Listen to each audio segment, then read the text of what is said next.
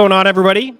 Welcome to a live episode of Mean Streets presented by So Rare here on Game Plus Network and our FTN Network YouTube page. Chris Meaney riding solo here with you today. We do have some great guests lined up a little bit later on in the week. It's been a minute since I've done a live show with you. I've been feeling under the weather. I've been doing some best ball drafts and kind of under the radar on our FTN Network YouTube page and here on Game Plus Network. But happy to be back with you guys here today. If anybody is here hanging out with us live, hang out with us. You got any questions, any comments? Now is the time to get them in. As I always say, if you're stumbling across this show for the first time, smash the like button. Deesh, appreciate you. Welcome in. Happy Tuesday to you, sir. If you guys have any questions at any moment, you can leave them here if you're watching and you're hanging out live. If you're watching on Game Plus Network and you had a football question, hockey, basketball, baseball, soccer, football, whatever it is, golf, got a question? If you need me to get rid of your slice, send all your questions to George, because I'm not going to be able to help you there. If you got a massive hook, I don't know what to tell you. I'm going to just swing a little bit lighter. George will answer any of those questions. But if you are just stumbling across the show for the first time, smash that like button, subscribe. We're also available on iTunes and Spotify. Today on Mean Streets, we are going to finalize my fantasy football rankings. They can all be found over at ftnfantasy.com. Mine, Jeff Ratcliffe, Mike Randall, Adam Pfeiffer, Pope, Scott Spratt. It is all there over at ftnfantasy.com. Projections, rankings, articles. We'll be with you through the entire season. If you have the fantasy football draft kit, you know how detailed it is. Promo code Meaney. Save yourself a little bit of cash. Later on in the week, I want to show off some of those projections. We've done that over the past couple of weeks, really just top 12 at each position. We'll dive a little bit deeper. If there's a player that you are wondering about, let me know. Look it up right here on the fly. I'll share the projections. They're on point. Jeff Ratcliffe, award-winning Jeff Ratcliffe, the number one ranker in the game a couple of years ago. His projections are absolutely on point. I have no problem showing them off for you guys. I'd love for you to have the fantasy football package be with us all season. Waiver wire articles, the projections will be there to help you. We have so many tools and statistics as well to help you, whether you're just a casual NFL fan and you just like numbers, it help you make some of those tough decisions that you have. Those start, sit tools, the split tools, pace of play, help you in DFS, all that good stuff. It is all there for you, included in the package. Today, we will finalize all the rankings. I'm talking all quarterbacks, running backs, wide receivers, and tight ends. We're going to go pretty deep here as well. We do have some MLB picks towards the end of the show. Yesterday was a pretty solid day. 9-1, just under 15 units won over at ftnbets.com. We still have guys like Frank and Dream flirting with 60 units. It's big. U.S. Open week tennis. Our guy Josh Gross is over 300 units won in tennis as well. NFL week 1 is here next week. NHL is here before you know it in a month, 5 weeks, 6 weeks. The FTN betting package, all picks across all sports included, plus the tools, projections, Discord channels. It's all there for you as well. We'll get into all of that stuff later on in the week. For the IDP players out there, we have an IDP ranking show on Thursday. We're going to have a future show on Friday, NFL futures. We're just going to dive into our predictions. We'll predict every division, some of my favorite player props, future props, Super Bowl winners, all that good stuff. Well, this can't be just Super Bowl winner. We'll have Super Bowl teams, Super Bowl winner. We'll have projections. We'll have everything from a fantasy football perspective. I think today with the rankings, tomorrow will be my targets, sleepers, and busts, fades. We have done that a few times, but we'll do it one more time because I know this weekend is your last weekend to draft. Labor Day weekend. It's a long weekend. I know a lot of drafts are amping up. Last weekend was a big weekend too, but this week and into this weekend before Thursday for week 1. And then we'll have the future episode as well. So my goal here by the end of this week is to have all the rankings for you guys, projections for you guys, futures for you guys, and the sleepers, my guys, busts and fades. So we'll get into the rankings in just a second. But speaking of numbers, I got to give some love here to Aaron Schatz, who is officially a part of the FTN family as of today. Welcome in, good sir. We had him join Mean Streets a couple weeks ago. We talked about the FTN 2023 Almanac, which you can still get over at ftnfantasy.com/pricing. I think a link inside the description of this video for the Almanac. And we have Aaron joining us as part of the family, the Chiefs Analytics Officer. You can access all of Aaron's DVOA and other advanced NFL metrics and statistics at ftnfantasy.com, all powered by FTN data. And if you just want his stats package, the almanac is $34.99. It's like over 400 pages. It's unbelievable, extremely detailed. Every team is previewed. He has over 500 player profiles from a fantasy football perspective. Of course, cutting edge metrics like DVOA. He is the creator of DVOA. He is the man behind Football Outsiders. So happy for him to be part of the team. Man, this is a fantastic get. We are going to have him on Mean Streets again, but in a minute, we'll share some other news when it comes to Aaron. But his stats package, $59.99 for the year, featuring DVOA, stats, tools, content from Mr. Schatz himself, the founder of DVOA. It works out to be $4.99 a month if you want to go that way. A monthly package there at $4.99 a month, $59.99 for the year. And good news here is Aaron's going to have his own podcast and his own show here on our FTN Network YouTube page. I believe twice a week. I'm not sure on the days yet. You know, rumor has it Mondays and Thursdays. Schatz and Mike Tanier there, former from Football Outsiders. So those guys will get together, football podcast, which you can listen to on iTunes and Spotify. You can just hang out here on our FTN Network YouTube page and watch them as well, get together throughout the entire season, I do believe. Twice a week there. So that is coming. The debut episode, I do believe, maybe this week. Again, it's just a rumor, but I think George can give me the thumbs up. And yeah, look for that. Subscribe to our FTN Network YouTube page. Fantastic. Just so happy, man. Aaron's such a sharp dude, man. This guy is on point. I've always loved reading his stuff at Football Outsiders. I'm a big component of DVOA, offenses, defenses. I love the metrics. So we had a great talk with Aaron. He gave the Super Bowl prediction. If you want to go back and watch that, he did debut September 7th, Thursday Night Football. Thank you, George. I appreciate that. So next week, you got some time, all right? But if you want the stats package, ftnfantasy.com/pricing, promo code Meaney, save yourself a little bit of cash. Super thrilled to have Aaron part of the family. His Super Bowl prediction was Bills over 49ers. Unfortunately, he's wrong about that, but he is a super sharp dude. Jokes aside, Albert in the house. What's going on? Welcome in. Hi, Chris. 6 days till our draft. How is yours? Yeah, I've done a few. My home league draft is on Sunday. I do a lot of drafting. I have a lot of drafts happening this week. I've done a few as well. Any questions? Like I said, now is the time to get them in. Going to roll through the rankings here in about 2 minutes. See some people hanging out. Stay tuned, guys. We'll do some rankings, do some MLB picks towards the end of the show. See if we can carry over from last night. Deesh, waffling on a 2-quarterback draft, Labor Day, 5th pick. Who would you rather start? Wide receiver, running back, Cup or Freak, then Chubb, Pollard, Jacobs, or RB wide receiver, Eckler, Bijan Robinson. They're calling him Bijan. He even said it himself. Bijan Mustard Robertson. Then so we got Amon-Ra St. Brown, Dig CD. I think that I would wait at quarterback a little bit, 5th pick. I believe I would like to start with a wide receiver in Chubb. I think wide receiver like Cup, Chubb. Yeah, I kind of like that build a little bit more. You still got yourself an alpha running back. Or Eckler, Bijan. No, I think I would rather Chubb. I'm a big Chubb guy this year. I'm all in on Chubb. I don't think you can start wrong. I like both of these starts, right? You're on the same page as me here with the running back and the wide receiver, Cup, and then Chubb with Pollard, maybe Pollard over Jacobs. And then the other option would be, I mean, I still like those 3 wide receivers as well, but I think, you have the tier. I believe that there is a bit of a separator between Cubb and those other wide receivers and Amon-Ra, Diggs, and CD. And there certainly is a separator, in my opinion, with Chubb, even in Bijan. I know Bijan's going to catch a lot of passes there for you, but that's where I'm at. He says weird two quarterback league, only 1.5 QB go round 1. Okay, gotcha. Round 3, 4 are usually the runs, but having Allen or Pat would be helpful. Yeah, usually the Ratcliffe method, and I'm in there with the Ratcliffe method as well. I think we've touched on a couple Superflex strategies and drafts here on this show, certainly on Set Bet Spike. Everybody is taking quarterbacks. They're zigging. I'm going the other way. I'm taking the value. You don't need to punt the position altogether. I think you definitely want to get yourself a top 10 quarterback. You can get that top 10 quarterback maybe in the 3rd round. And I'm fine with, let's just get into it. Let's just get into the rankings, right?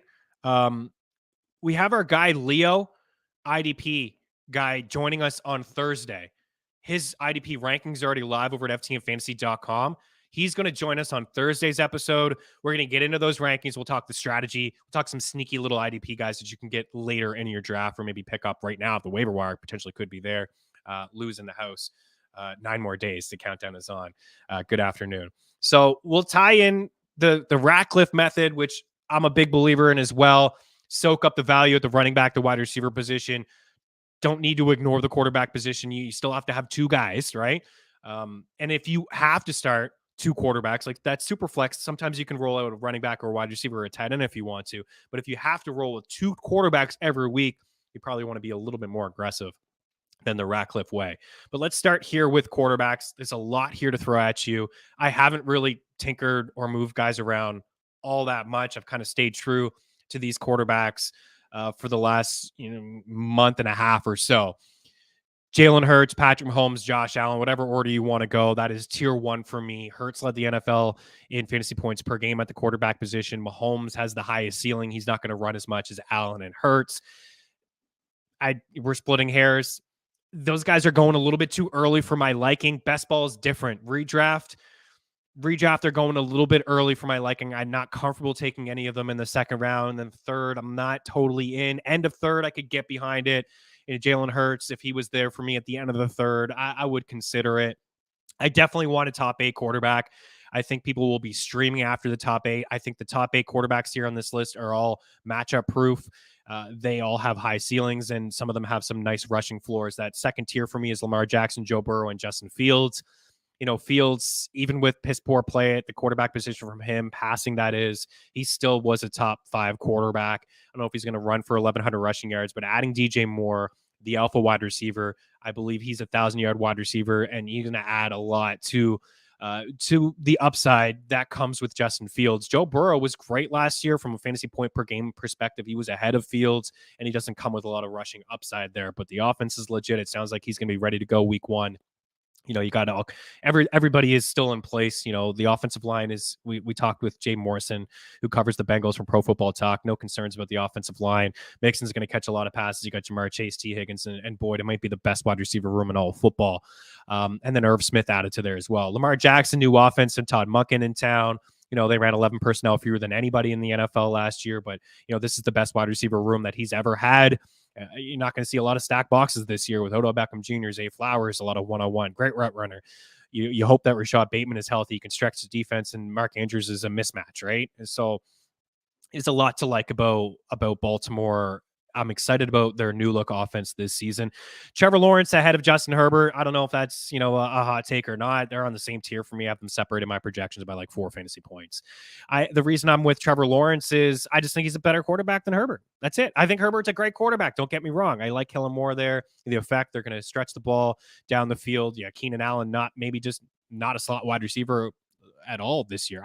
Yes, but maybe not 100% in the slot. They're using him deeper down the field. He's talked about it. Quentin Johnson added to the squad. Joshua Palmer as the 3, opening up as the 3 ahead of Quentin Johnson to start the season. I still like Johnson ahead of Palmer. It just may take some time.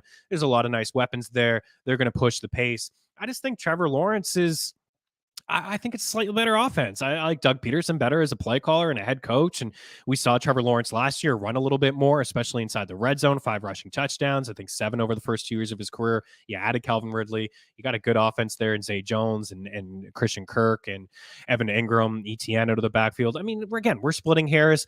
For me, it's very important that I get one of these top 8 quarterbacks. Every year, there's a guy, Geno Smith.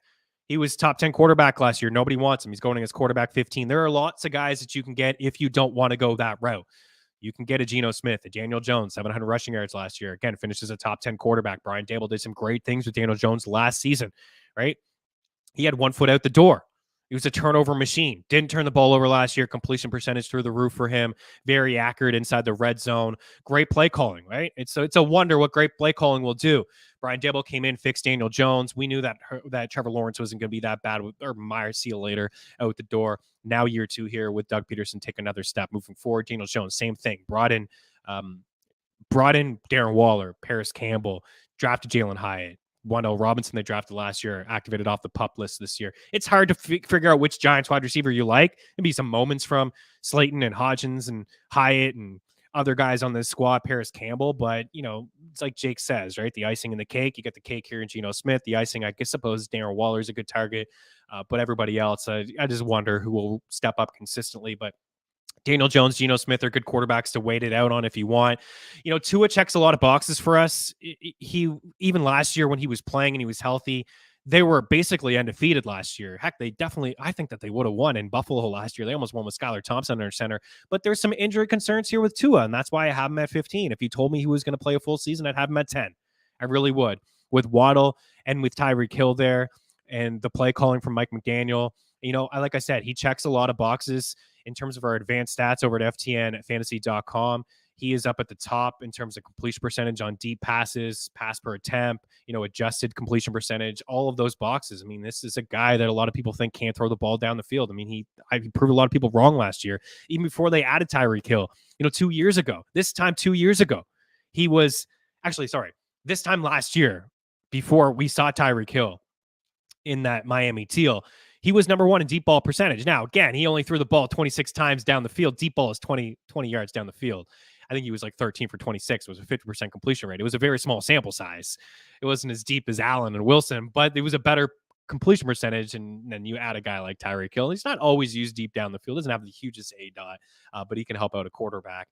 Kirk Cousins underrated. Dak Prescott, I don't know. Like, these guys are the same. I saw something in Good Morning Football, same numbers over the last 6 years, basically, for Kirk and Dak. I think Dallas will be a little bit more run heavy. McCarthy wants to run the football. Brought in Brandon Cooks. I thought Dak really missed Amari Cooper. Dak's had one healthy season over the last 3 years. I think he's going to miss Dalton Schultz a bit. I get it. Ferguson's trending up, but let's be honest, he's not the same sort of talent as Dalton Schultz. Adding Brandon Cooks does help Dak. Kirk Cousins is going to be more pass happy. I like the play calling a little bit more with Kevin O'Connell. I think the defense is a lot worse than Dallas is. They're going to have to throw the football. You got Justin Jefferson, obviously. TJ Hawkinson averaged 6 catches per game with Minnesota last year, on pace for a $102, second behind Travis Kelce, regardless of what he was on pace for. I like Jordan Addison. And I think KJ Osborne could be an okay 3 as well. Aaron Rodgers, he's statistically coming off his worst season in the NFL. He's a lot older. I love Garrett Wilson. I think it's going to be a really nice connection this season. Alan Lazard, Nathaniel Hackett is like Randall Cobb. The whole band's kind of back together. I think that they'll rely on the defense. I don't think Aaron Rodgers will be chucking 40 times a game, 40 plus times a game. I think the defense will be rock solid. I think they'll use both running backs in Breece Hall and Dalvin Cook, who practiced today, who's been dealing with an injury. It's a good 1-2 punch. Just not crazy about Aaron Rodgers. Jared Goff, last year we loved him because he was going as quarterback 24. We thought he was a good super flex play. I think he is still a good super flex play. I don't think you can start him with confidence week in and week out. There are a lot of games towards the end of the schedule that are in a dome, which is great for Jared Goff. Go take a look at last year's home and away. The splits were significant. He was great at home. He struggled outdoors. No Jameson Williams to start the season. Who's the number 2? You got a rookie tight end, Sam Laporta, who I like. Marvin Jones is older. Josh Reynolds, Khalif Raymond. It's like some questions there. You're going to see a lot of Gibbs catching the ball out of the backfield early and often. I think you'll see a lot of Montgomery as well. Lean on the 1-2 punch, good offensive line. I really like Derek Carr, Brock Purdy, Jordan Love, Kenny Pickett, and Sam Howell as quarterbacks that I don't think can get there as top 12 quarterbacks that we can start consistently in single quarterback leagues, but I definitely like them as QB2s. I like Brock Purdy quite a bit. I think I have a lot of shares of him in best ball. He was going super late. 2 months ago, Trey Lance was actually going ahead of Brock Purdy. Brock Purdy's still going as quarterback 23, 24 on average. I don't understand that. It's a mystery to me. I know he's not going to be perfect this year. He was 6-0 last year in the regular season. He threw at least 2 passing touchdowns in every single game. There were some soft matchups. There's going to be some tougher opponents this year, but it's still a top-heavy NFC conference. There's still going to be, Arizona twice. You get the Rams twice.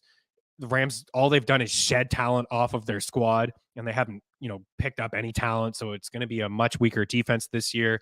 He's going to have some soft opponents inside the NFC. I believe they may even have some soft AFC opponents as well. It's just he doesn't have to do a whole lot to really be a borderline top 15 quarterback, because I look at this offense. You have so many yak monsters and CMC, and you have George Kittle, and you have Brendan Ayuk and Deebo Samuel have a great play caller, and Kyle Shanahan. Again, I kind of feel like he's going to throw 2 touchdowns every game. And maybe only throw 30 passes, 33 passes a game. The defense is going to put them in great situations to win. He's not going to lose his job because the defense is so good as well. And the team is just so awesome. And Shanahan's going to put him in a great situation to have success, right? So I really like Brock Purdy. And guys, I kind of feel like, and we're going to be doing this throughout the season. We're going to be showing you the weekly leaders, and we're going to be adjusting rankings. We're going to be showing you weekly rankings. I just have this feeling that Brock Purdy is going to be knocking on the door as a top 12 quarterback this season. I would not be shocked if he finished ahead of Goff and Tua and Rodgers and Dak and Cousins.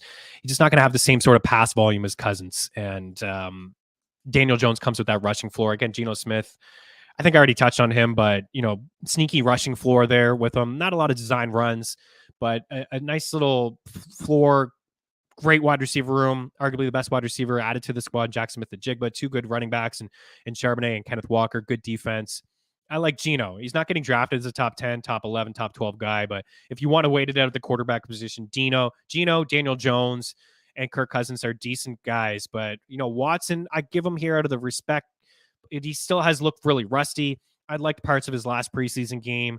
I think that, he has the ceiling to be a top 10 guy. I'm ranking him there. And as for Anthony Richardson, I have the numbers here. I did steal them from NFL Network. I actually I deleted it. I think I have it off firsthand. There was no passing touchdowns. Out of 42 qualified passers, I think minimum 60 pass attempts. He was 41st. His completion percentage was like dead last. It was like 49%. It was awful. I didn't think he looked that great at all. But a couple things I want to say is he clearly ran around. His athleticism was on full display, right? He killed it at the combine. His elusiveness was on full display. He can evade a sack and pressure like maybe no other rookie that I've ever seen. I was very impressed with that. And that's something that you want to see. And also, I watched every single snap and every single pass attempt that he had. 3 design runs. I counted 3 design runs. 1 in his last start against the Eagles, which went for 16 rushing yards. Steve Steichen, it's going to be a very similar offense to Philadelphia. Now, they're not going to be as successful. The offensive line is not great. It doesn't have an A.J. Devontae and a Goddard. But there's going to be a lot of RPOs. There's going to be a lot of play action passes, and that's going to open up the offense, right? There is going to open up the offense. I think teams will stack the box and say, look, prove it. Prove that you can throw. We'll worry about your legs. They need to have Jonathan Taylor, I think. If there's no Jonathan Taylor, it's going to be a bottom 3 offense this year. But Richardson will do enough with his legs to return fantasy value. We've seen it time in and time out. Again, as early as last season with Fields. We've seen it with Tim Tebow. He was an awful passer. He was never throwing 2 touchdowns a game. Like, very rare that guy was throwing 2 touchdowns a game, but he ran so much, and he called his own number inside the red zone.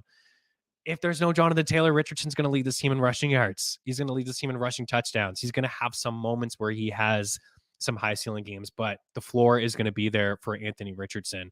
So I have no problem taking him as the 10th quarterback off the board, round 9, round 10. But I think you want to have a second run quarterback. Maybe it's a Carr, maybe it's a Purdy, maybe it's a Love. I don't know if you do Richardson and Geno, that's okay. Daniel Jones, like it's possible. I believe in Sam Howell. I like the 2 weapons in Terry and Dotson. I like Kenny Pickett taking a step forward here. First round quarterback taking a step forward in year 2. We've seen that before. Trevor Lawrence last year. He's got good weapons. He's got great weapons. I love Pickens. I like Deontay.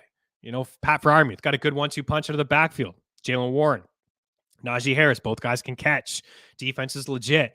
Jordan Love, it was only preseason, but he looked good. He didn't look bad. That's a great sign. He looked good. He was slinging the ball around. Watson had touchdowns. Dubs had touchdowns. Jaden Reed, Luke Musgrove's on the field. It's a young offense. It's a good 1-2 punch to the backfield. You can lean on that a little bit with A.J. Dillon and Aaron Jones. Wilson, I'm just not crazy about Wilson. Like, last year, he was okay. He was fine, especially when they moved off from Nathaniel Hackett. But, already behind the 8 ball. Tim Patrick is hurt, lost for the season again. Jerry Jeudy is not healthy with the team. Cortland Sutton is... Really haven't liked what I've seen from Cortland Sutton, like giving up on some routes, and he got Dulcich there. They cut Alberto this morning. He got Mims. I like Mims. I do like that was the first pick that Sean Payton made. They didn't have a first-round pick because they traded for Russ, and they moved up in the second round to get Mims. Nice little wide receiver, undersized, got some speed. he's definitely going to play a factor as early as week 1. I just think that you may get let down with Russ. It was the worst offense in football last year, but it may not be. It may not be the worst this season. Okay, a lot of questions. I know I just rattled off a lot of quarterback stuff. Dak can be sneaky if Dak runs. Is Dak going to run like he ran a couple years ago? He has that high ceiling. We've seen massive seasons from Dak Prescott. The fact that there's no Zeke, maybe we see some more red zone rushing attempts from him. I don't know. Pollard did struggle as a goal line back. Somebody told me he didn't. He was 3 for 9. That's struggling, in my opinion. Carries inside the 5. He was 3 for 9. That's not great. Will Dak run a little bit more? He's sneaky, but I'm not. I would rather have Cousins, as I said. I think it's going to be a run first. Surprised to see Dimes still this low. I feel like pretty safe option with plenty of upside. Yeah, I don't know. Do I have him that low? Where do I have him? 10, 11? I don't know. How high can I put this guy? 10? I can put him at 10. You know, if with Richardson and Geno, I could move him to 10. Yeah, he's a good quarterback. He's one of the quarterbacks you can wait it out if you want.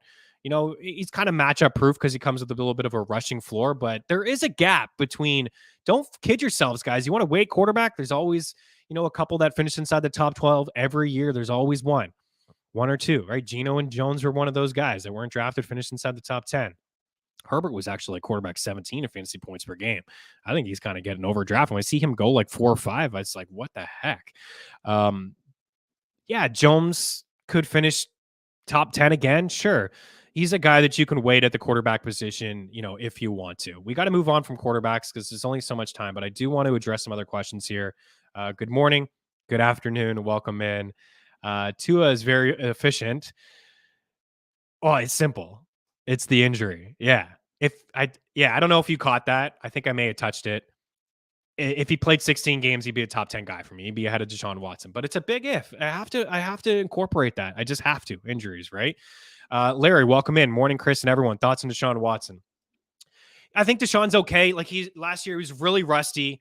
He hadn't played football in 2 years, and I thought the first couple preseason games from him was awful. But towards the end, Amari had the 53-yard reception, and Njoku had a touchdown reception. Watson still has a rushing floor to his game, and it's going to be a little bit more of a pass-happy offense than we're used to seeing in Stefanski's offense in Cleveland. I think the ceiling is top 10. If JT does get traded, is there anyone in the Colts backfield you'd be interested in? Deion Jackson? That's it? Really? Jackson? Evan Hall? Not a ton of interest. Jackson I've been taking lately in best ball, like as the last round, just in case. I just think it's Jackson had some games last year where he caught some passes. I don't know if Anthony Richardson is going to be the same as like Matt Ryan last year when there was a bunch of dump offs and he was a statue, right? Richardson, I don't know if he'll really just dump it off a bunch, but because he really will run. But Jackson's that guy. Zach Moss is hurt at the moment. We touched on the SiriusXM Fantasy Show, FTN Fantasy, every Saturday morning, 9 to 11 Eastern, with myself, Jake Seeley, and Lauren Carpenter. We got into that debate. The offensive line is not as good as what we thought it was. I think it could be better than last year, and I think having a mobile quarterback will help, but it's a dart throw, right? Volume is king. Opportunity is everything. Jackson would move up draft boards, but I wouldn't be reaching on this guy. If we see Taylor traded here today or the next couple days, Jackson would probably move up to like RB 45, 50-ish for me. We'll get into running backs here in a second. We only like 16 minutes left in the show, so we still got to roll through the rest here. Hunt is worth a stash, and Fournette, late pick. I think what we will see, Joshua, if there is a trade and Taylor is gone, I think we'll see Hunt as a Colt. And then that would be the guy that you would want, even though last year was a kind of a wash season for him as well. Okay, let's we're done quarterbacks. Let's get into the running backs. Boom, a lot here at you. 24. Tier 1, CMC, Eckler alone. That's the tier for me. That's the tier. 14 games, 13 games, I think, in San Fran for CMC. I think he was a touchdown per game guy. Vice versa, 13 or 14, one of the two is basically a touchdown per game guy. Eckler leads the NFL in touchdowns over the last 2 years. 100 grabs. He's a monster. He's an absolute monster. Next tier for me would be Chubb, Saquon, Robinson. Those guys are on a tier of their own for me. Robinson has 50 catch upside linked to a run first attack. I still think Tyler Rozier is going to get touches. I really do. But Bijan, you don't spend that kind of capital not to use him. Arthur Smith has a history, right? It took him a little bit for Derrick Henry, but he really used him as a bell cow back. people keep calling it an underrated offensive line in Atlanta. If everybody calls it an underrated offensive line, it's not underrated. It is a good offensive line. Tyler Algier had 1,000 yards on 200 carries last year. Bijan can top that, and he can catch balls, but I still want to take Chubb Barkley over him. Derrick Henry, back-to-back years, we've seen a usage uptick in targets and receptions. The offensive line is one of the worst, if not the worst, in my opinion, right there with Carolina. But Henry will still eat. Man, Tajay Spears had a really good camp. I think he's a good handcuff to Derrick Henry, who's been hurt a couple times over the past couple of years. A lot of tread on the tires. Spears is a guy that can catch the ball to the backfield as well. He's moved up my ranks a touch. Tony Pollard. This is Tony Pollard's season. Can he handle that full workload? One season with 20 carries. Talked about his struggles as goal line back. Dallas didn't do anything to bring in any competition. Deuce Vaughn, right? He's an undersized running back, change of pace guy, very Darren Sproles-like. Pollard is going to have an opportunity to get 20-plus opportunities. I think he could be a league winner this year. Josh Jacobs, feel better about him now that he signed the 1 year, $12 million deal. Jonathan Taylor, I'm still iffy about Taylor. He's not with the team. He wants to away from the team. If he went to Miami, I would move him up probably to 7, maybe even 6. But some injuries over the past couple of years and just a really questionable pick unless he falls into the 3rd, early 4th. It's a risky pick at the moment. I got Mixon ahead of Najee Harris because I think Jaylen Warren's just deserved more touches. It's just like, how can Tomlin keep this guy off the field? You just don't know if he can. Mixon's not going to be, just because Samaje is gone, he's not going to play 3rd downs. He's not going to play 2-minute drill. That Mixon's never done that. You'll see some, Chase Brown, maybe some Chris Evans, those guys. I think Brown. But Mixon, never really been efficient behind that offensive line. But at the end of the day, he's the red zone guy. It's a good offense. He's going to get touchdowns. He's going to score. Still like Ramondre. Did enough last year. He was top 5 in targets and receptions. He was 2nd on his own team in targets. Juju's going to lead the team in catches. After that, it's probably going to be Ramondre. I'm not a big Parker believer. Tricon Thornton's not really getting on the field in camp. I don't know. He's got a lot of work to do. They got a bunch of tight ends. Mac Jones is running the offense. Zeke's going to steal some goal line work is what Zeke does. He still has that ability, to protect the quarterback and pound it inside the 5. But Ramondre's going to do enough in a full point setting to be a low end RB1. Travis Etienne, Dameon Pierce, Jahmyr Gibbs, Rachaad White, I got aggressively ranked or more than other people. Aaron Jones, maybe not, don't like him as much as other people. Aaron Jones is, I think, 6 rushing touchdowns in the last 2 years. He's a good back. It may be the best backfield in the NFL, if not Breece Hall and Dalvin Cook. But it's a timeshare, and it's a guy that I don't think will get a lot of goal line carries. And I don't know, is he going to get as many catches as he got? That was Aaron Rodgers and Aaron Jones playing pitch and catch. These guys put blindfolds on, and Jones could run the route, and Aaron Rodgers is going to get on the ball. It's not going to be the same rapport, guys. So I'm a little hesitant. Rachaad White, I just touches. I like Sean Tucker. I think he's a good target late. He probably would have got drafted if he wasn't dealing the injuries. I don't think Chase Edmonds has anything to offer. Rachaad White, 50 catches last year as a rookie. Leonard Fournette had more targets and more catches. He's gone. He's on the couch at home playing Madden, watching Rachaad White ball out. I like the change. Dave Canales, offensive coordinator with Seahawks for the last 13 years. They ran a lot of gap scheme concepts. They're going to run a lot of zone, get the offensive line moving, open up some holes. Rachaad White, Canales has talked him up quite a bit as a guy that will be a bell cow back. You want to get him the ball in space, in his hands, through the air and on the ground, and watch him buck. They're going to be a play at a slower pace. I get it. It's Baker. I know Baker had a good preseason, man. Like, it's going to be a different offense. I don't think the Bucs are going to be that awful. The division stinks. They got a lot. They got the AFC South too, the NFC South and the AFC South. There may be some winnable games. Bucs may surprise you. They got some weapons on offense. They got some weapons on defense. It's not going to be like 65 pass attempts a game. Brady just check. Brady, fast pace, slow it down a bit. They'll run the rock. Dameon Pierce, I moved up a touch. I've always liked Pierce. I liked him last year. He was my guy. We were taking him in the 10th round. He moved up to the 4th. We still liked him in the 4th. Dameon Pierce is going to be that bell cow back. He's been running with the first team offense. I think he's sneaky ability through the air. It's not going to be great offense. I think it's an underrated offensive line, but Pierce is going to get a lot of work, and we like volume. We like opportunity here. Gibbs, I've come around a little bit on Gibbs.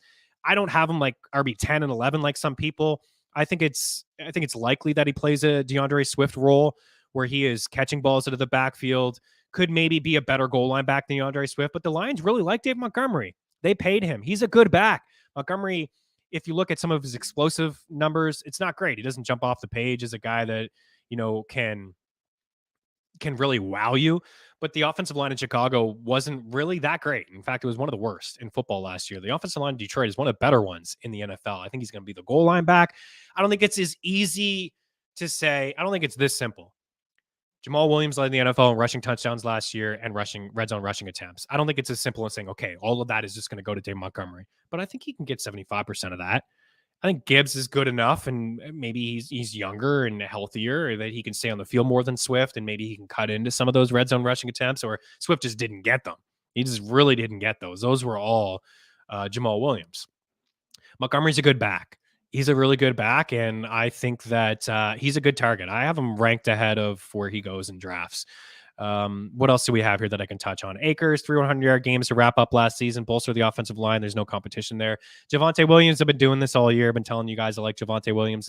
It's a risky pick. I like him as my RB2. I go hero RB. I try to get Chubb, Saquon, Pollard, and then I attack the running back position again in round 5, 6, and 7 with Cam Akers, Javonte Williams, Alvin Kamara. I don't really want him to be my RB2 because he's going to miss time, 3 games, but I don't think he's ever going to go back to 80 catches a game with Drew Brees. Not the same connection, but Derek Carr gave, Josh Jacobs a ton of play through the year over the last couple of years. And there's a lot going on there at the moment. When Alvin Kamara is healthy, he is going to be ranked for me as a top 15 running back week in and week out. It's that upside. There's going to be no Taysom Hill coming in red zone packages and stealing attempts. And, he never threw to Alvin Kamara. So it's just like, forget about Taysom Hill. It's Derek Carr's offense now. Miles Sanders, he's healthy now. He wasn't throughout camp. He's had some injuries. He's not going to be able to do what he did last year. Last year was a career year for him. 2 years ago, he didn't score any rushing touchdowns. Last year, he'd scored a bunch.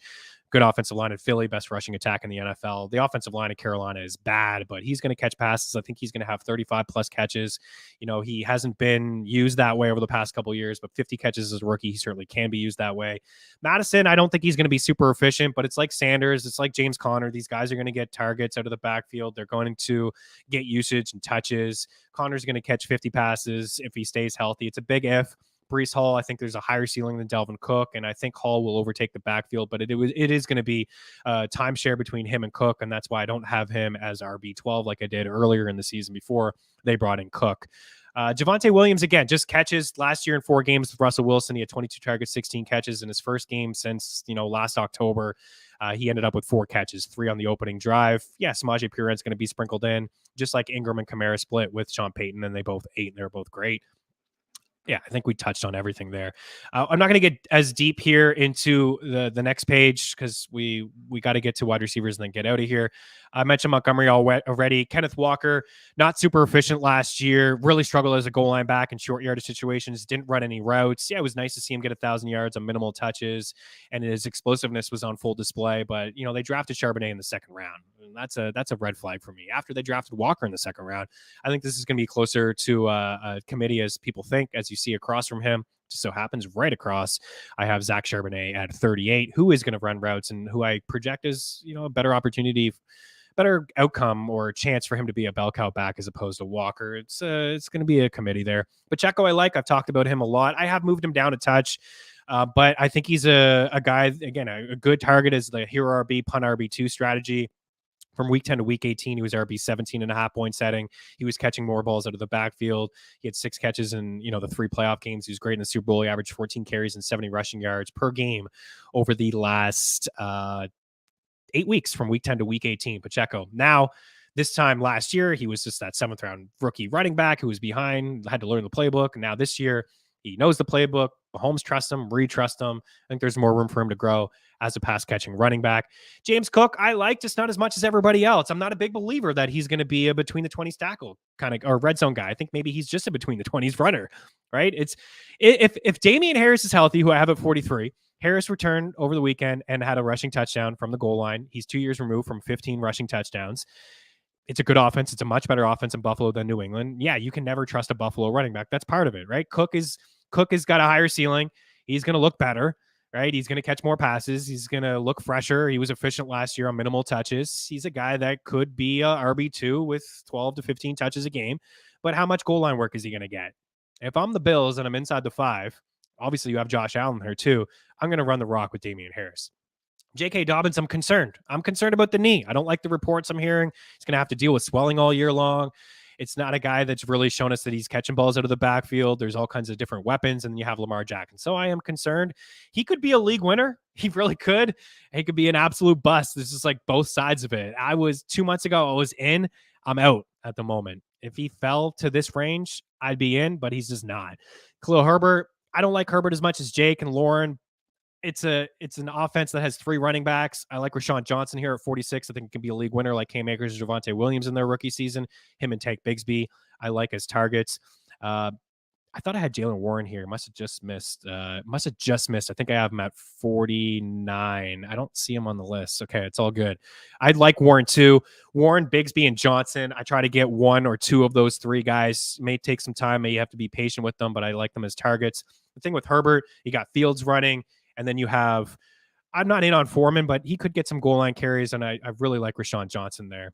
Oh, was he underneath? No, he wasn't. I saw you just remove that, George, but he wasn't at 49. I don't think. I just went 48 deep, but I believe I have him at 49. He just missed the cut there. I thought I had him a little higher. Oh, no, I do. I have him at 37. Bats. That's what I knew I had him higher. He's at 37. You see these pass-catching guys. They're all in a row here. Gibson, Pirine, Swift, Warren, Jerick McKinnon. Like them. Good value at the moment with Raheem Mostert. A little risky because they may trade for Jonathan Taylor. But if they don't trade for a running back, man, you've had Raheem Mostert at RB 45, 50 all year. Him and Jeff Wilson have been good targets, right? They've been really good targets in that range all year long. It's just who knows if they're going to get Taylor or not. Brian Robinson. I like Brian Robinson. He's going to be the lead, first down back, second down back, goal line work. You know, a lot of people like Gibson, a wide receiver, converted running back. Now he's lining up all over the field, probably playing in a role that he should, but Robinson's going to catch some passes as well. Dalvin Cook's in there at 32. I think A.J. Dillon's an okay back, goal line work 33. I think the Packers are going to be better than people expect. Swift, I'm just not in on, right? People are drafting him as RB 22, 23. Going to move him all over the field. He's going to catch some passes. He's not going to get any goal line work. You're going to have Kenneth Gainwell, and you're going to have Rashad Penny, who is at 49 behind Gainwell for me. And you're going to have Jalen Hurts, who led all quarterbacks with 20 goal line carries. Wilson, decent little dart throw there. Jamal Williams, Zeke, veteran guys, goal line opportunities available for them. And then McKinnon, Spike Weeks are there. Even though I like Pacheco, I try to leave my draft with either Pacheco or McKinnon. Good offense. Not going to have 9 receiving touchdowns, but he's going to be sprinkled in there. Mentioned Rashawn Johnson, potential league winner, can catch balls out of the backfield too. And then Elijah Mitchell, I just don't have him. What's the point? Why are you drafting Elijah Mitchell? You're never going to start him, and it's just too rich of a handcuff if you're going to do CMC. Woo. We have like probably 5 more minutes left from the show, and we still got to get to wide receivers. Yeah, typewriting speed talk so far. My bad if I'm just talking too fast here. I'm trying to get through all of this for the people. I see some people hanging out here. So that's good. We're going to keep going. We're going to get to the wide receivers. Headset's going to die as well, but we don't need it. As long as you can hear me, we're good. Wide receivers, we'll do a little bit quicker here. I've really dove into all of these guys from analysis standpoint over the past 2 months. Right? We got a lot of content here at FTN Network. Justin Jefferson and Jamar Chase, Cooper Kupp, Tyreek Hill. It's all the same tier for me, believe it or not. That is tier 1 for me. I have no concerns of Kupp. It sounds like he's going to be ready to go. I'm not concerned about Tyreek Hill. He's quarterback proof. Showed us last year. He had 1,700 yards without Mahomes. First year with Tua, caught passes from Teddy Bridgewater and Skylar Thompson, still was a rock-solid wide receiver 1. Tyreek Hill, my wide receiver 4. All the same tier here next. Diggs, Lamb, Brown, Adams, Amon-Ra, Garrett Wilson. I don't think Amon-Ra has the same sort of ceiling as all these guys, but I wouldn't be shocked if you have more targets, more catches. I think in a full-point PPR league, I'd bump him up just a touch. Diggs is the alpha 1. That's why I have him there. There's other guys that, AJ is competing with Devontae Smith. If you take away week 1, Devontae Smith and AJ Brown had the same amount of targets, and there were, I think, 18 more catches for Devontae Smith. AJ's used differently, higher ceiling, more yards after the catch, higher ceiling. Of course, I just said that, but that's why he's kind of in this range, not in the same tier as Devontae Smith. Adams, higher ceiling for touchdowns. Garrett Wilson, man, I love this guy, but how high can I move him up? It's the same tier. That's where I'm comfortable taking him after those wide receivers. I think he's in for a hell of a season. George, my headset just went dead. Give me a thumbs up if you can still hear me. You can still hear me? You're all good. I'm just going to continue on here. Next tier 3, Jalen Waddle, Devontae Smith, Chris Olave, T. Higgins. Calvin Ridley has moved up. I just wanted to see him on the field. He's been on the field. He's catching passes from Trevor Lawrence. There seems to be a real nice connection there. Christian Kirk is not getting on the field in 2 wide receiver sets, so I bumped him down quite a bit. Calvin Ridley, he's a great target. I've been going Chubb and getting one of these wide receivers, AJ or Wilson. And when it comes back, I'm getting Calvin Ridley. I'm getting Christian Watson or DJ Moore. Those are my targets. I bumped down Cooper a little bit from the play from Deshaun Watson. Keenan Allen, PPR monster, like an addition, Kellen Moore. I think he may be used deeper down the field this season. He's a fine target. Christian Watson, you guys know, is like rewind the tape from last year. We're going to turn those consolation trophies into real trophies this season. DJ Moore, just yak monster. Doesn't need a whole lot to rack up yards. DeAndre Hopkins, kind of maybe disrespected by me a touch here. I think more value in a PPR format. Somebody's got to catch some passes in Tennessee, and they will be playing from behind. And Tannehill is still a capable quarterback. It's good news that for Tannehill that they got Hopkins, or else we would see maybe somebody else under center. Godwin, same sort of deal. Don't worry about Baker. Godwin's quarterback proof. We've seen it before with pretty bad quarterbacks before Brady went there. Godwin's going to be in the slot. Is a nicer floor there for him than Mike Evans. Is this a hot take? I don't know. I'm just team Jahan Watson. I think these guys' numbers, him and Terry, will be very similar at the end of the day. Jahan Dotson inside the top 4 and ADOT among wide receivers with 60 targets, inside the top 10 in yards per catch, 4 fewer red zone targets than Terry McLaurin, missed 5 games. Overall 5 targets per game, but he suffered the injury and he was limited when he came back. He averaged 7 targets per game down the stretch of the season, 7 touchdowns, was tied for first among rookie wide receivers. Guys, he's a stud. Terry, it has nothing to do with Terry being hurt. I think Terry's going to play week 1. I think he's going to power through that toe injury. It has nothing to do with Terry being hurt. I'm just team Dotson. That's it.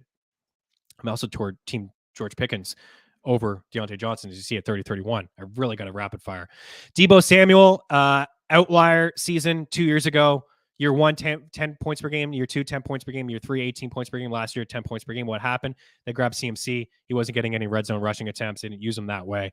So that's why I have him as low as I do. Lockett always disrespected. More fantasy points per game than DK Metcalf over the past 2 years. Yeah, I have DK higher because there is more targets and there's a higher ceiling for touchdowns and just overall. But Lockett's still a good target. Mike Williams, Drake London, Brendan Ayuk. I have Ayuk closer to Debo. Almost wanted to put him ahead, but my projections do have Debo slightly ahead. Hollywood Brown, not a sexy pick. Volume should be there. I don't know when Kyler's going to play. He's certainly not going to play till at least week 5. May not play at all, but there should be some volume there for Hollywood. Pickens and Deontay, I just think it's, yeah, sure, there's probably going to be more targets for Deontay Johnson, but I think it's going to be closer. I think there's a higher ceiling for touchdowns for George Pickens. Deontay's not going to have 0 touchdowns this year, but Pickens is going to find the end zone. There's a connection between Pickens and Pickens. We've seen it already, and the catch radius that Pickens has, the hands that he has, he's a freak. Evans, he's always really been boomer bust over the last 2 years. He has been anyways. Now you got Baker, so some concerns there. Pittman's probably off my radar with Anthony Richardson there. Gabe Davis, this is where he should go. Last year was too early. He didn't disappoint last year as roughly wide receiver 22, 26 is like a low end, wide receiver 2, high end 3. Now they add Kincaid, who I think it'll take time, but Gabe Davis is, there's a buying window for Gabe Davis this year. I'm seeing him drafted much later than that. Addison, good offense, number 2 wide receiver. I think number 3 behind TJ Hawkinson, but number 2 wide receiver. Talked about Kirk. Didn't like what I saw in the preseason. You got to feel like the targets are going to come down from Kirk ultimately. They kind of have to, don't they? With the addition of Calvin Ridley, Jerry Jeudy, and Cortland Sutton. I didn't understand the gap between these 2 guys anyways, but now Judy's dealing with the hamstring injury. 6 touchdowns last year. Half of them came in 1 game. He doesn't have a lot of touchdowns. I do believe he has a higher ceiling than Cortland Sutton, but I'm concerned about the hamstring injury, and he's had multiple injuries now over the course of his career. Zay Flowers is the number 1 Baltimore wide receiver for me. I have no issue reaching a little bit, just a touch. I think that he's going to be the most durable. I think he's going to see a lot of one-on-one. He's going to be wide open quite a bit. Brandon Cooks, people are kind of disrespecting Cooks. They always do. He's a walking 1,000-yard guy. He's a better quarterback this year. He's not going to be the number 1 option, but he should be the number 2. Dallas really needed somebody opposite of CD, and they got a guy in Cooks. Juju's not a sexy pick, but this guy should catch 75 balls this year. I think he's a better play in a PPR format. I know last year wasn't great in Kansas City, but there's a lot going on. There's really not a lot going on in New England. Juju is going to be a safety valve in the slot for Mac Jones. Sky Moore, high upside guy, could break out. I'd take some shots on him and Rashee Rice. Michael Thomas is played 10 of the Saints' last 50 games, so he's a risky play. best ball formats, of course, you can make a case for him and other guys, everybody really in best ball. Romeo Dubs, I try to leave with either Watson or Dubs or Jaden Reed. Like I said, I think this Packers offense may be okay. Nico Collins, I like 36 targets in the last 4 games. And then we go a little bit deeper here. Jacoby Myers, disrespected. He's going to get volume. Him and Devontae Adams are great route runners, and the Raiders are going to be playing from behind. He's going to be familiar with Josh McDaniels' offense, New England, very New England-like. Treylon Burks, there's some risk here. He's not going to be ready to go week 1. He's probably a pass for me, just with the addition of DeAndre Hopkins. I really like Chico Quanco. I don't know if Tannehill can feed 3 of these guys. Quentin Johnson, he's going to fall down draft boards. He's behind Palmer at the moment, but I think the skill set will overtake. And the reason we like Quentin Johnson, he can go down the field and get it, but also Mike Williams and Keenan Allen have had some injury issues, so Quentin Johnson could have a role a lot earlier than what we expect him to have. Zay Jones, Jonathan Mingo. I like Jonathan Mingo and Thielen. These guys are both going pretty late. Somebody's got to catch balls in Carolina. I'm concerned about the offensive line. It played a little bit better in the 3rd preseason game, and I thought Bryce Young looked good in that 3rd preseason game. I prefer Mingo over Thielen, but Thielen, if he is healthy, will have more targets and catches than Jonathan Mingo. Odell Beckham Jr., just a pass for me. A lot going on there in Baltimore, and even Bateman. And then we're just getting deep, right? We got Mims, who's going to have an opportunity, Jaden Reed, Van Jefferson, Michael Wilson higher than most. Somebody's got to catch passes. I think he's a good buy low in dynasty leagues as well. I think we'll see Caleb Williams in Arizona next season. Alec Pierce has really struggled with drops, but him and Josh Downs are guys I'd rather, take the discount on them than the expensive price tag on Michael Pittman. Tank Dell, like what I've seen from him preseason, rather take the upside on Tank Dell, John Mechie, as opposed to Robert Woods. Rondell Moore, I don't think there's a high ceiling there for him, but PPR, a little bit of a boost. Isaiah Hodgins, we talked about the Giants earlier. Which guys are going to be with the Giants? It's like the KC offense. Waller is Kelsey, not to that extent, but then it's just going to be, 1 week will be Slayton, 1 week be Hodgins, 1 week be Hyatt, 1 week Paris Campbell, and then, vice versa. Rashee Rice, struggled, big drop. He had a big drop. I know Mahomes went over to him, gave him a big hug, pat on the back, and don't worry about it, he'll be fine. The same thing, right? Inconsistencies in the offense. MVS is down here at 72. If you wanted me to rank on playing time, I'd have MVS at 30. He's going to be on the field always, but I just don't care about him. I think there's a higher ceiling Rashee Rice and Samuel and Parker, just whatever. Here's tight ends on the way out. Kelsey, Andrews, Hawkinson, Darren Waller, Walker, or Hawkinson and Waller. I combine them. I think they'll both get 100 catches there. Kittle, Goddard, Pitts, Ingram, and Njoku, Pat Freiermuth. If I'm not getting Andrews, Hawkinson, Waller, I'm just going to get back into the tight ends here around 11 with Schultz, Okonkwo. Okonkwo had more yards per run than Kelsey. He was number 1 in yards per reception among tight ends and yards after the catch among tight ends. He's been playing 11 personnel, which is something he didn't do last year, and he doesn't block. I like that. I like a tight end that doesn't block. Got to be patient with Kincaid. I haven't really loved the usage here. I think he's a freak. He reminds me of Kelsey. Just may take some time. Still got Knox on the squad. I'd say he's a guy that we may be talking about week 14, 15 as a potential league winner. I don't know if it'll take that long. Higbee probably should be ranked higher, really. He's not a sexy name, but he had 70-plus catches last year. Who's the number 2 behind Kupp? It is Higbee. I like taking shots on Nakua and Van Jefferson, but Higbee is the number 2 there. You guys know I like Cole Kmet. Got a Cole Kmet, right, George? But, you bring in DJ Moore and, I don't like Moore. I like Moore. I don't like Mooney, and I'm not into Chase Claypool. But how much is going to be there for Cole Kmet? I think he's a borderline tight end 1 starter. Sam Laporta, I think, really could break out right away. There should be opportunity for him off the hop as opposed to Kincaid, but I do believe there's a higher ceiling for Kincaid. Man, I like Juwan Johnson, but I just had a hard time moving him up. Like, where can I move him up? Realistically, I think he could have 6 to 8 touchdowns. And if he has 6 to 8 touchdowns, he's probably going to finish as a top 12 tight end. If Thomas goes down, Juwan Johnson could be the number 1 red zone target here for Derek Carr, who has had a history of using tight ends and Waller and Foster Moreau and things like that. Dulcich, Everett, Henry, Ferguson, Musgrave, Irv Smith, combine the name, Irv Smith, Hayden Hurst in there as well. Bam! We did it. Holy goodness. And we went long a little bit, and there's some questions. You got a Cole Kmet. There's some questions, so I'm going to say goodbye to Game Plus Network right now. They can cut the show and drop it off. I'll answer these questions. I got an MLB pick or 2, and then we'll get out of here. Fletcher Cox. Is this the Fletcher Cox from the Eagles that's watching my show? Oh, my goodness. Fletcher Cox. I love you, dude. One of my heroes.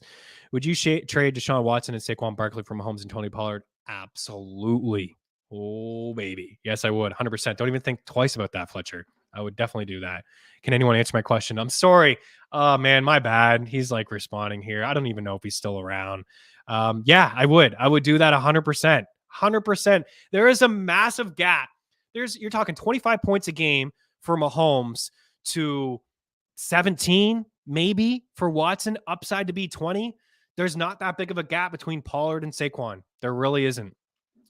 I'm sorry it took me so long to answer that question, but I would definitely do it. Definitely do it. What else do we have here? I think the entire industry is low on Deontay. I'm the lowest. Ratcliffe has a much higher than George Pickens. He's going to catch touchdowns this year. It's more about Pickens for me than it is Deontay. Deontay is great. He's probably one of the better separators in the NFL. His route running is off the charts. But Pickens is a guy that Pickett has looked to into the red zone. I've watched the film. I've watched the preseason. Pickett has looked amazing in the preseason. He's going to take a step forward. The Steelers are a good team. They're a good squad. They're going to be run first, but they're a good squad. It is a bit of a hot take. Dotson over Terry, Pickens over Deontay. That's just where I'm at. Yeah, he is good call, right? Wide receiver 28 in PPR. Mine were half point, so a bit of a touch back. He's going to score touchdowns, probably score 5. You're not going to score. He's not going to have 0. He's a good target. Don't let my rankings fool you. I just think we'll see a little bit more, a leap forward in a breakout campaign here from Pickens, and that's why I have him down. But you're not wrong, Fries. You're right to bring that up. You're right to bring that up. Volume is there. Targets. He's a good target. He's a good target. Mark, hopefully you got that. You would do that hands down. Absolutely. Easy trade there for me, Fletcher. Yeah, you are a massive upgrade at the quarterback position. But not a big downgrade for Pollard. Not a big downgrade. Hopefully everybody got you there. Fletcher, Cox, my goodness, we got you. Pollard, good chance being RB5. Absolutely. If you told me Pollard was RB3 this year, I wouldn't be shocked. This guy is explosive through the air. Explosive. And breakaway speed is off the charts for him. And Dallas doesn't have the same concerns that I have. They didn't bring in any competition or really draft anybody. I was concerned that can he handle a full workload? He's coming off a significant injury. Can he pass protect? Can he get goal line work? I just thought him and Zeke were a good 1-2 punch. It was a good change of pace. Nanner in the house. How much do you weigh the preseason snap share for Schultz versus the idea that he's the only late tight end who could be a top target on his team? I don't weigh really a whole lot into preseason, especially when it comes for Schultz and some of these veteran guys. Some guys didn't even touch the field. Right? And even on new teams, didn't even touch the field. There's a legitimate possibility that Schultz leads this Texans team in targets and catches. Him and Nico Collins right there. Red zone guy, safety valve for the young quarterback and CJ Stroud. Good tight end, right? Good seasons in Dallas with Dak. Of course, the offense and the quarterback play is not going to be as good. But I'm not diving into the preseason usage too much.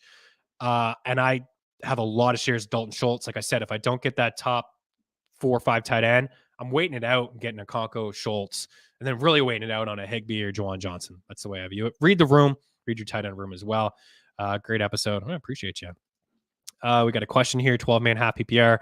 Herbert, Barkley, Pollard, Ridley, Pittman, Walk. What's the question here? Oh, this is just your team. Okay, I'll grade this. Herbert, quarterback. Barkley, Pollard, loving it. Ridley, Pittman, don't care for that much. He's your wide receiver too. You're a little thin here at wide receiver. Godwin, you just start over Pittman. Godwin's over Pittman. Elijah Moore, Sky Moore, Tank Bigsby, Laporta. This is a good team. Good at the running back position. Good quarterback. Ridley is your one, right? I'm the way that I draft. I do like a 1 RB and then I stack wide receivers to get back into it. You went a different way here, and that's fine. I think you're a little thin at wide receiver. You got a good tight end and Waller. Kamara with the upside as your RB3 is solid. Herbert, Khalil there. Tank Bigsby is a nice little dart throw. Sky Moore is a good one. It's a good team. It's a good squad. I like it. A little thin at the wide receiver position, but I like it. What do you think you guys will do 1 or 2 live drafts this week? Okay. Set Bet Spike. We're doing a live draft. You guys want to be part of it? It's a draft with myself, Eric Young, George, and Abby on Thursday. We'll do that draft. I'll probably do a couple live drafts. If you guys want live drafts, I can do live drafts. I'll do one on Friday for you. I did one this morning on Set Bet Spike. We'll do one on Thursday. and then I'll do one on Friday. We'll wrap up Friday with another live draft. But we want to have a futures episode of IDP rankings and my busts and sleepers and targets. Appreciate the support. A lot of guys hanging out with me here today, boys and girls. Really do appreciate it. You want some MLB picks? We got some MLB picks here for you on the way out. We got where's the banner here? Quick time. Let's go. I mean, how could we can't ignore Julio Rodriguez here. I'm surprised. I mean, you got to start walking this guy. What are you doing pitching to this guy? Another bomb last night. We had this last night, plus 110 for 2 bases. Julio Rodriguez, and we like Seattle Mariners over 4.5 runs. 4.5 runs at minus 135. They have won 25 of their last 31 games. They have scored 6+ runs in 13 of their last 18. They're up against a team called the Oakland Athletics. You may have heard of them. They're not very good at baseball, and I think they're moving to Vegas. Not great. But over 4.5 runs at minus 135. And as for Julio, I just want to read off the month of August for you guys. He's hitting 429. He has 114 plate appearances, got 45 hits. He's got 28 singles, got 10 doubles, he got 7 bombs, 30 RBIs, and he has stolen 11 bags. In the second half of the season, he's hitting 365, 187 plate appearances. He's got 13 doubles, 38 hits, 11 bombs, and he has the 13 stolen bases. This guy is the hottest man on the planet. I had him on my fantasy baseball team. I took him 2nd overall, and I was like, oh man, this guy's killing me. He is absolutely helping you win a championship alone, especially in a rotisserie league. He's been off the charts amazing. 1.5 total bases, Mariners over 4.5 runs. Then we have the Phillies and the Blue Jays money line. We have Toronto against Washington in a good spot against a lefty. And then the Philadelphia Phillies playing a team called the Angels, who are not good. And then Houston and Boston over 10.5 runs. I mean, these guys, go look at the last 4 or 5 matchups they played against each other. It's just been runs. I know it's a high number, but it's been runs, a lot of runs, like 20 in one game, 18 another game. There's been a lot of runs. Speaking of runs, we got to get out of here. Parlay season, Philly and Toronto, parlay season, George Betts, Julio prop. I love the video I showed you the other day with the Julio, like the parlay, your parlay, and then all of a sudden the bag over the head. My parlay is gone. See you later. All right, we definitely have to get out. I think I saw a movie about them once before and how they crushed the running back market. That's a good one. Man, Moneyball's a good movie though. I like it. I find myself watching that more times than I probably should. Appreciate you guys hanging out. We went long. Not going to do any more tinkering with the rankings. You have any questions at all? Redraft, keeper, grade your team. Want me to elaborate a little bit more on a certain player that I glossed over? I'm here for you guys. I know it's a big week, draft season. Got a lot more fantasy football content the rest of the week. Have a good one. We'll talk to you soon. Cheers.